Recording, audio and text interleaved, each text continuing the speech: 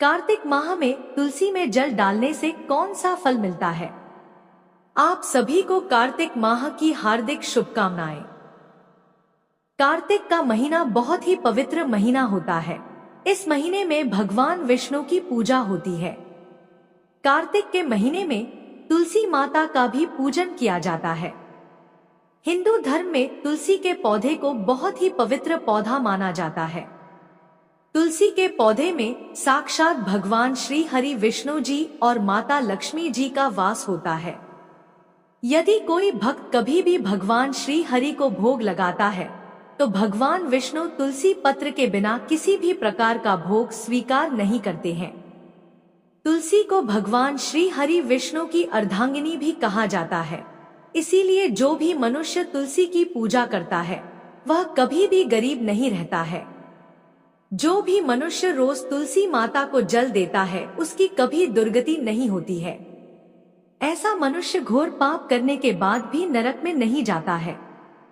आज मैं आप सभी को एक कथा के माध्यम से बताती हूँ कि कार्तिक माह में तुलसी को जल देने से कौन सा फल मिलता है। अगर आप भगवान विष्णु के सच्चे भक्त हैं तो उनकी कृपा प्राप्त करने के लिए कमेंट में जय श्री हरि या जय श्री हरि विष्णु अवश्य लिखें। चलिए कथा का श्रवण करते हैं। एक समय की बात है, भगवान विष्णु जी के पास माता लक्ष्मी जी आती है और विष्णु जी से कहती है कि हे स्वामी, आप तो तीनों लोकों के स्वामी हैं। आप ही सृष्टि के संचालक हैं, परंतु आप फिर भी इस तुलसी के पौधे की पूजा क्यों करते हैं? इसे नित्य जल क्यों चढ़ाते हैं? मैं इस पौधे को जल चढ़ाने का महत्व जानना चाहती हूँ। माता लक्ष्मी की बात सुनने के बाद भगवान विष्णु बोले कि हे देवी लक्ष्मी, तुलसी साक्षात लक्ष्मी जी का ही रूप है और माता लक्ष्मी धन की देवी है और आपकी नित्य पूजा करने के करोड़ों फायदे हैं जो मनुष्य को पता नहीं होते हैं। और तुलसी के पौधे पर नित्य नियम से जल चढ़ाने मात्र से मनुष्यों के करोड़ों पाप नष्ट हो जाते हैं। हे देवी लक्ष्मी, तुलसी का महत्व तो बहुत है, परंतु इसका खास महत्व कार्तिक माह में होता है। हे देवी लक्ष्मी, चलो मैं तुम्हें तुलसी को जल देने का महत्व बताने से पहले एक अत्यंत प्राचीन कथा सुनाता हूँ। इस कथा के माध्यम से तुम्हें तुम्हारे सारे प्रश्नों के उत्तर मिल जाएंगे। इसीलिए तुम इस कथा को ध्यान से सुनना। इस कथा को सुनने मात्र से ही समस्त पापों का नाश हो जाता है। अब माता लक्ष्मी कहती हैं, हे प्रभु, मैं इस कथा को अवश्य सुनना चाहती हूँ। कृपया आप मुझे वह कथा सुनाइए, मैं इसे पूरे ध्यान से सुनूंगी। तब भगवान विष्णु माता लक्ष्मी को तुलसी को जल देने के महात्म्य की कथा सुनाते हैं। विष्णु जी कहते हैं, हे देवी लक्ष्मी, तुलसी को जल देने के पीछे एक प्राचीन इतिहास छुपा हुआ है जो बहुत ही उत्तम और पुण्य फल प्रदान करने वाला है। हे देवी लक्ष्मी, पूर्व काल की बात है, देवपुरी में गोपाल नाम का एक ब्राह्मण रहता था। वह जन्म से तो ब्राह्मण था, किंतु वह कर्म से भ्रष्ट कपटी बुद्धि वाला व्यक्ति था। वह कंबल तथा चमड़ा आदि बेचकर धन कमाता था। साथ ही वह प्रत्येक व्यक्ति से बहुत झूठ बोलता था। उस ब्राह्मण का मन हमेशा बुरे काम करने में लगा रहता था। वह सभी के यहाँ पर चोरी करता था। उसको वेश्यागमन और जुए की बहुत बुरी आदत थी। उसने अपने जीवन में कभी पुण्य के काम नहीं किए थे। वह सिर्फ नाम का ब्राह्मण था। उसने कभी भी शास्त्रों का अध्ययन नहीं किया था, कभी पूजा पाठ भी नहीं किया। सदैव अपना मन दूसरों के धन को पाने के लिए लगाए रखता था। दूसरों की स्त्रियों को देखते ही उसकी लार टपकती थी। गोपाल दिन में जो भी धन कमाता था वह उस धन को रात्रि में वेश्याओं के साथ रात बिता के उनके साथ गमन में खत्म कर देता था। इस प्रकार से वह अत्यंत पापी ब्राह्मण अपना जीवन केवल पाप के कार्यों को करने में व्यतीत करता था। वह इतना कपटी ब्राह्मण था कि उसने अपने मुख से कभी भगवान श्री हरि विष्णु का नाम भी नहीं लिया था और ना कभी देवी देवताओं का पूजन किया था। अब भगवान विष्णु कहते हैं कि हे देवी लक्ष्मी, इस प्रकार से पाप करते हुए उस ब्राह्मण को अनेक वर्ष बीत जाते हैं। फिर एक दिन उस ब्राह्मण ने कंबल खरीदी और बिक्री करने के लिए अरुणाचल नगरी पहुंच जाता है। अब उस नगर के पास से नर्मदा नदी बहती थी। वह नदी बहुत ही पावन थी, इसलिए उस नदी में स्नान करने के लिए दूर दूर से बहुत से लोग आया करते थे। जब वह गोपाल ब्राह्मण वहां पहुंचा तो उसने देखा कि आज भी वहां पर कई सारे ब्राह्मण आए हुए हैं, पर वह ब्राह्मण उसी नदी के किनारे के एक आश्रम में ठहरता है। गोपाल वहां देखता है कि उस आश्रम में तो अनेक विद्वान ब्राह्मण हैं, जो पुराणों का पठन तथा भगवान विष्णु की स्तुति करने में मग्न है। अब वह पाखंडी ब्राह्मण गोपाल भी ढोंग करता हुआ वहीं पर उनके साथ रुक जाता है, और उन विद्वान ब्राह्मणों के साथ जब वह रुकता है तो उसे भी भगवान श्री हरि विष्णु का नाम सुनने का अवसर मिल जाता है। क्योंकि उस ब्राह्मण को बिक्री करनी थी तो वह वहीं पर कुछ दिन रुक जाता है। अब वह वहां पर जब रुकता है तो देखता है कि वहां पर आए हुए लोगों ने गायों का पूजन करके ब्राह्मणों को भोजन कराया। तो उस पापी ब्राह्मण ने भी उन सभी के साथ बैठकर भोजन किया और भगवान का प्रसाद भी ग्रहण किया। भगवान विष्णु कहते हैं, हे देवी लक्ष्मी। वहीं पर उस आश्रम में एक तुलसी का पौधा था। सबको देखकर वह पाखंडी ब्राह्मण भी जाने अनजाने में ही उस तुलसी के पौधे में जल डालने जाने लगा था। वह श्रद्धा भाव से नहीं जाता था, उसके मन में कोई विचार नहीं था कि वह क्या कर रहा है। वह रोज सुबह उठकर एक पात्र में पानी लेकर तुलसी के पौधे में डालता था। उसे ऐसा करते करते लगभग 1 माह बीत चुका था। अब उस पाखंडी ब्राह्मण ने जो भी कार्य किए थे वह कार्तिक में किए गए थे। क्योंकि वह ब्राह्मण तो पाखंडी था तो उसे कुछ पता नहीं था कि कार्तिक का महीना चल रहा है। अब भगवान विष्णु कहते हैं, हे देवी लक्ष्मी। एक दिन की बात है जब वह ब्राह्मण आश्रम में सोया हुआ था, तब उस स्थान पर एक सर्प आ गया और जब वह ब्राह्मण सो रहा था तो उस सर्प ने उसे नींद में ही काट लिया और उस पापी ब्राह्मण की नींद में ही मृत्यु हो गई। सुबह जब अन्य ब्राह्मणों ने उसे बेहोश अवस्था में देखा तो उन्होंने उसके मुख में तुलसी पत्र और तुलसी का जल डाल दिया, परंतु उसको होश नहीं आया। फिर सभी ब्राह्मणों को पता चला कि उसकी मृत्यु हो गई है। उस पापी ब्राह्मण की मृत्यु के बाद उसकी आत्मा को लेने के लिए उस स्थान पर यम के 2 दूत प्रकट हुए और उसे पकड़कर यम लोक ले जाने लगे।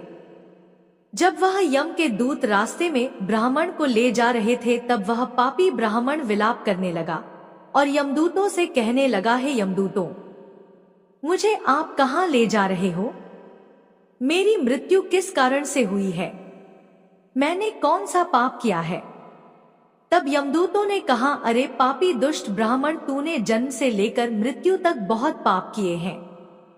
तेरे पापों के कारण ही जब तू सो रहा था तभी एक काले सर्प ने तुझे काट लिया और तेरी मृत्यु हो गई। अब हम तुझे यमलोक लेकर जा रहे हैं। वहां पर यमराज तेरे पाप कर्मों का लेखा जोखा देखेंगे और निश्चित ही तुझे वे नरक में डालेंगे। उन यमदूतों की बात सुनकर वह ब्राह्मण जोर जोर से विलाप करने लगा और उन यमदूतों से क्षमा याचना करने लगा, किंतु यम के दूतों को उस पर जरा सी भी दया नहीं आई, क्योंकि वे मृत्यु के देवता की आज्ञा का पालन कर रहे थे और वे उसे पीटते हुए यमलोक लेकर गए। जब यम के दूत उस ब्राह्मण को लेकर यमराज के सामने पहुंच गए तो यमराज के पास बैठे हुए चित्रगुप्त ने उस ब्राह्मण के जन्म से लेकर मृत्यु तक के कर्मों का लेखा जोखा निकाला और यमराज से कहने लगे, हे महाराज, इस ब्राह्मण ने तो बचपन से लेकर मृत्यु तक पाप ही पाप किए हैं। इसने कोई पुण्य का काम कभी किया ही नहीं है, यह तो महापाप है। तब यमराज बोले कि अरे इसे तुरंत ही मेरी नजरों से दूर कर दिया जाए और कुंभी पाप नरक में डाल दिया जाए। अब यमराज जी उस दूत से कहते हैं, हे दूत, जीवन भर पाप करने वाले इस दुष्ट ब्राह्मण को उठाकर ले जाओ और इसे कुंभी पाक नरक में डाल दो। यमराज के आदेशों का पालन करते हुए यमदूत उस पापी ब्राह्मण को लेकर चले गए और उसे बड़े बड़े मुद्गर से पीटने लगे, जिससे उस ब्राह्मण का मस्तक टूट गया और वे उसे कुंभी पाक नामक नरक में ले गए। उस भयंकर नरक में खौलते हुए तेल के बड़े बड़े घड़े थे, जिसके नीचे भयंकर अग्नि धधक रही थी। यमराज के आदेशों का पालन करते हुए उन यमराज के दूत ने उस ब्राह्मण को उस खोलते हुए तेल के घड़े में डाल दिया। अब भगवान विष्णु कहते हैं कि हे देवी लक्ष्मी, लेकिन जैसे ही वह ब्राह्मण उस खोलते हुए तेल के घड़े में गिरा, वह तेल तुरंत ही एकदम से ठंडा पड़ गया। इस विचित्र घटना को देखकर उस यम के दूत को बड़ा आश्चर्य हुआ। उसने सोचा कि अरे, ऐसा पहले कभी नहीं हुआ था। आज इस ब्राह्मण को इसमें डालने पर यह ठंडा कैसे हो गया। उसने कितने ही पापियों को उस तेल के घड़े में डाला था, वे सभी उस खोलते तेल में गिरकर छटपटाने लगते थे। लेकिन जैसे ही वह ब्राह्मण उस तेल में गिरा, तब वह तेल अचानक से शांत और शीतल हो गया।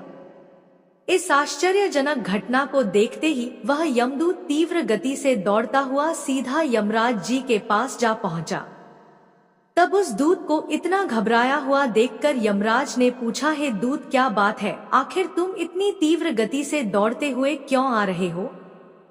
फिर वह दूत कहता है, हे यमराज, आपने जिस ब्राह्मण को कुंभी पाक नरक में डालने के लिए कहा था, हमने वैसा ही किया, और जैसे ही हमने उसे कुंभी पाक नरक में डाला, तब नरक की अग्नि बुझ गई और वह खौलता हुआ तेल भी बिल्कुल ठंडा पड़ गया। अब यमराज जी कहते हैं, हे दूत, यह तो बड़ी ही विचित्र घटना है, ऐसा तो पहले कभी नहीं हुआ।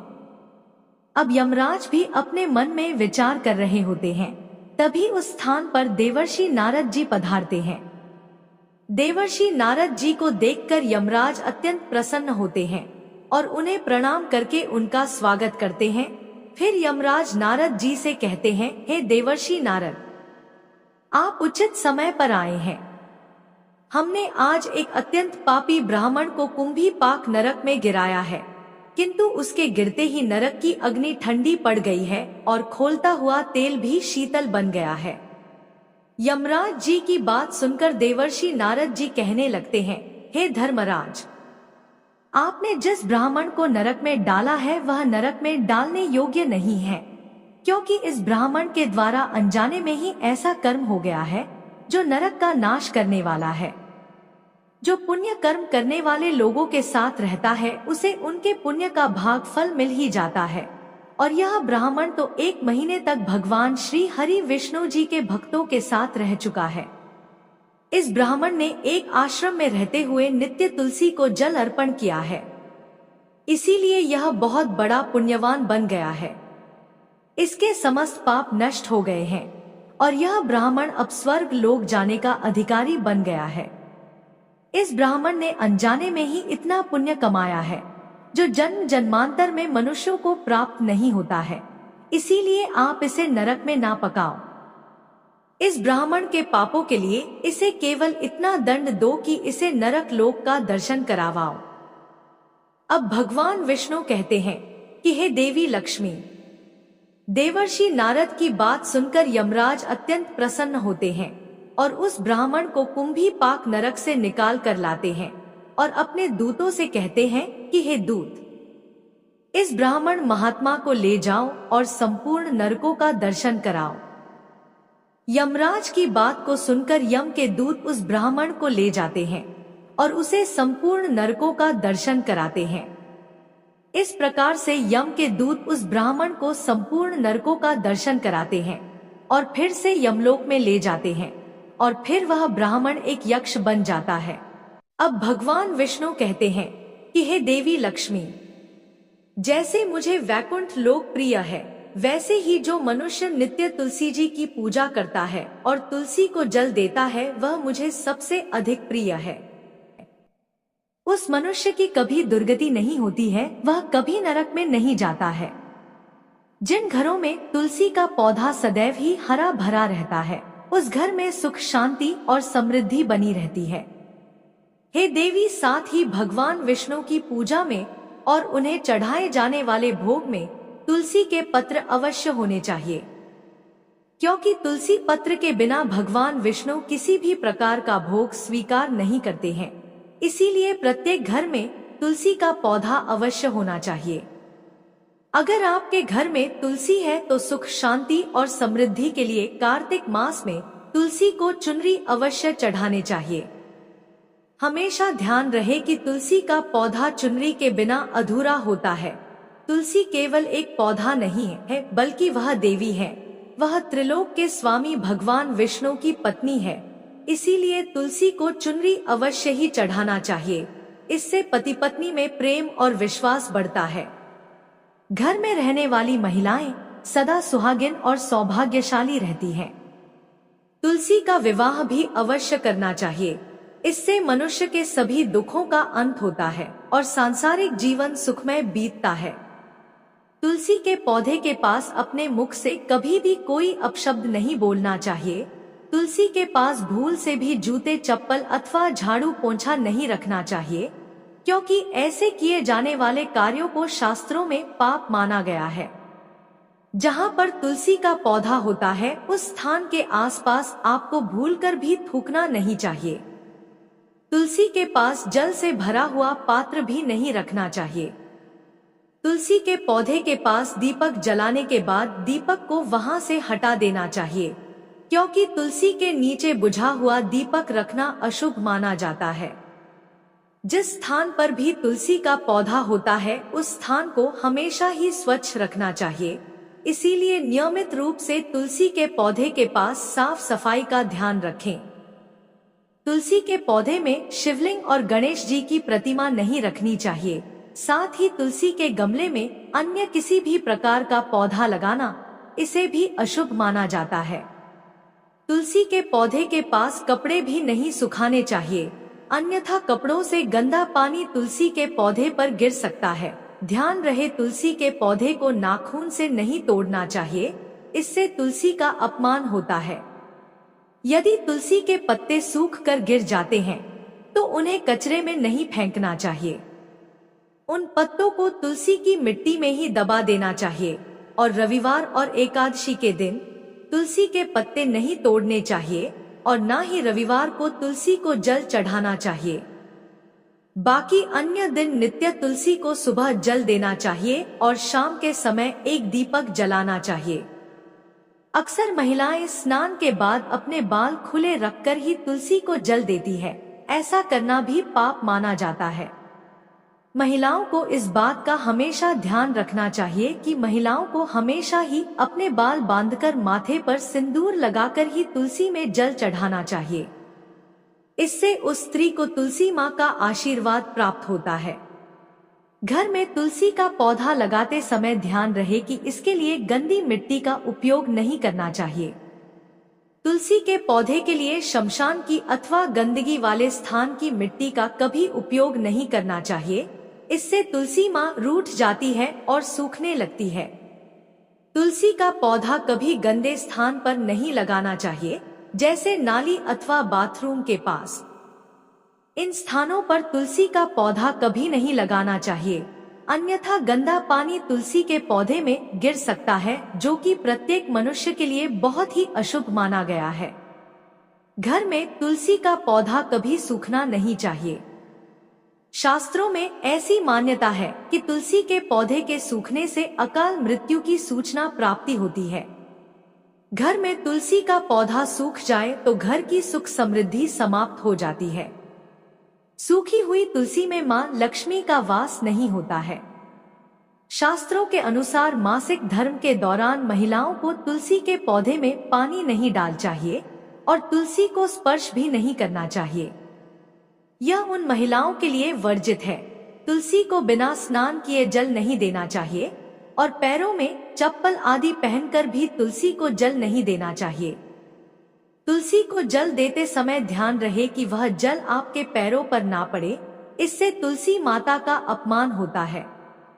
अब भगवान विष्णु कहते हैं कि हे देवी लक्ष्मी, तुलसी पर कभी झूठा पानी नहीं डालना चाहिए, इससे तुलसी माता रूठ जाती है और नित्य तुलसी के दर्शन से मनुष्य को स्वर्ग की प्राप्ति होती है। तुलसी पत्र के सेवन से मनुष्य के सभी पाप नष्ट हो जाते हैं। तुलसी का पौधा हमेशा ही घर के सामने लगाना चाहिए। इसे पूर्व अथवा उत्तर दिशा में लगाने से सबको शुभ संकेत प्राप्त होता है। तुलसी के पास मरुस्थलीय पौधे रखना बेहद अशुभ माना जाता है। ऐसे पौधों से नकारात्मक ऊर्जा निकलती है। शास्त्रों में कहा गया है, जिन पौधों से हरी भरी कलियों की उत्पत्ति ना हो, उसके स्थान पर कांटे निकलते हो तो ऐसे पौधों को तुलसी के पास कभी रखना नहीं चाहिए। शास्त्रों में केले के पौधे का विशेष महत्व बताया गया है। अगर तुलसी के पौधे के पास केले का पेड़ लगा देते हैं तो इसका कई गुना अधिक लाभ प्राप्त होता है। केले के पेड़ में भगवान श्री हरि विष्णु जी का वास होता है। इसे तुलसी के पास लगाने से घर में सुख समृद्धि आती है। तुलसी के पौधे में शालिग्राम अवश्य रखना चाहिए। तुलसी के गमले में शालिग्राम रखने से तुलसी का और भी अधिक शुभ प्रभाव आपको देखने को मिलेगा। शालिग्राम भगवान विष्णु भगवान का निराकार रूप माना जाता है। यह काले रंग का पत्थर होता है जिसे विलक्षण और मूल्यवान माना गया है। इसे अगर तुलसी के गमले में रखेंगे तो आपके घर से संपूर्ण नकारात्मक ऊर्जा नष्ट हो जाएगी। घर में केवल एक ही शालिग्राम की पूजा करनी चाहिए। पुराणों में कहा गया है, भगवान विष्णु की मूर्ति से बढ़कर शालिग्राम का पूजन करना ज्यादा उत्तम होता है। शालिग्राम को चंदन लगाने के बाद एक तुलसी का पत्ता रखना चाहिए। प्रतिदिन शालिग्राम को स्नान कराना चाहिए। ऐसा करने से सभी जन्मों के पाप नष्ट हो जाते हैं। शालिग्राम भगवान सकारात्मकता और सात्विकता का प्रतीक होते हैं। भगवान विष्णु कहते हैं कि हे देवी लक्ष्मी, जो भी मनुष्य मेरे द्वारा बताई गई इन बातों पर अमल करता है वह निश्चय ही बहुत ही जल्द सुखी और करोड़पति बन जाता है। तब माता लक्ष्मी कहती हैं कि हे नाथ, आपका मुझे इस कथा का श्रवण कराने के लिए धन्यवाद। इस प्रकार से भगवान विष्णु ने देवी लक्ष्मी को कार्तिक माह में तुलसी के पौधे को जल देने का महत्व बताया और घर में तुलसी का पौधा लगाने के नियम बताए हैं। जो भी मनुष्य भगवान विष्णु के द्वारा बताई गई इन बातों को ध्यान में रखकर चलता है तो अवश्य ही उसे पुण्य फल की प्राप्ति होती है और काल भी उसका कुछ नहीं बिगाड़ सकता है। आपको हमारे द्वारा सुनाई गई कथा कैसी लगी, हमें कमेंट करके अवश्य बताइएगा। मिलते हैं फिर एक नई कहानी के साथ, तब तक के लिए है श्री कृष्णा, राधे राधे।